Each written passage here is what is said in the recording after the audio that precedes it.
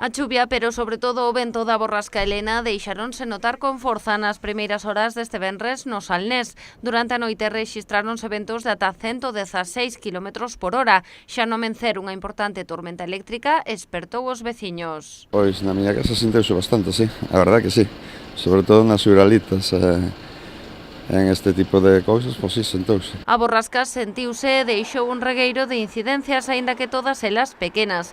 Polas caídas, colectores de lixo emborcados ou algunha uralita solta foron os avisos máis recibidos polos equipos de emerxencias. Pero hubo mucho temporal, ¿no? Bueno, estamos no tempo, ¿no? Vila García foi un dos concellos no que máis se notaron os efectos de Elena. O Parque da Praia da Compostela quedou sementado de bolas. Ademais, outros espazos abertos foron onte pechados ao público por motivos de seguridade. Pero a pesar deste panorama, sempre os hai afortunados. Si te digo la verdad, no.